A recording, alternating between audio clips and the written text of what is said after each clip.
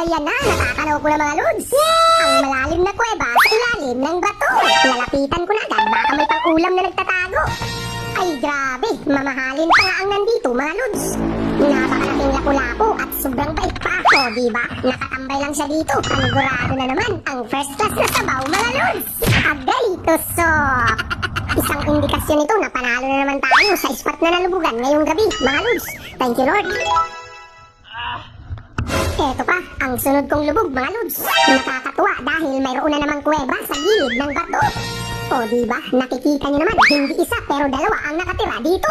Dalagang dagat ang isa, tapos mayroon pa palang pangatlo, kambing na isda. Grabe, talaga namang binuhusan tayo ng blessing ngayong gabi. Thank you Lord. Kaya naman, ang pipiliin ko, ang pinakamahal na lapu-lapu. Agay, tusok! Ano, hindi ganun-ganun lang, dalawang lapu-lapu agad. Kaya naman, ang mahiwagang swat out mula dito sa kailaliman ng mundo ay para sa'yo. Idol Eugene Campo Redondo from Samal Island, Davao City.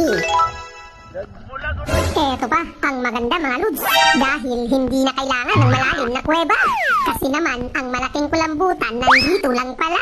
O diba, nakikita nyo naman mga lods, wala rin kabalak-balak tumakbo. Kasi naman, wala nga naman siyang paa. Agay, tusok! Grabe ang lakas, gusto niyang isama ang ating bakal sa pagtakas. Ano, pagod ka na, ulam ka na ngayon. Eto pa, ang pinakamabilis kong nakita mga lods. Kasi naman, nag-iisa siya dito sa kailaliman ng mundo. O diba, nakikita niyo naman, tanging maliit na bato lang ang kanyang kasama.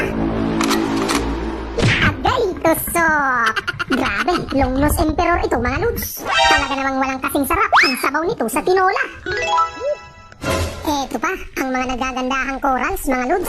Uy, itong isa naman goldfish, kaya lang medyo maliit pa. Kaya naman, subukan ko pang maghanap dito sa kabilang banda. Teka, subukan ko kayang silipin itong napakalapad na coral sa kanan. Parang may gumagalaw sa ilalim.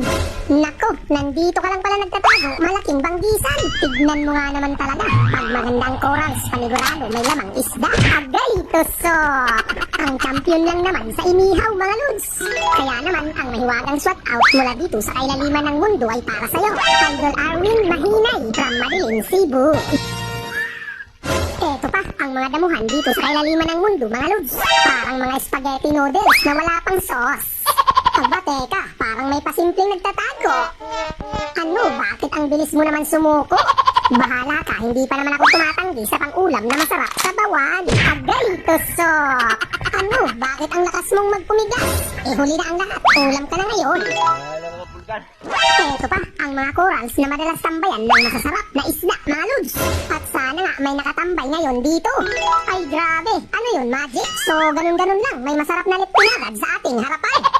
Agay, tusok! Ang isdang Manila kung tawagin dito sa isla namin. Kaya naman, ang mahiwagang swat out mula dito sa kailaliman ng mundo ay para sa'yo. Idol Pia Amo watching from Dubai.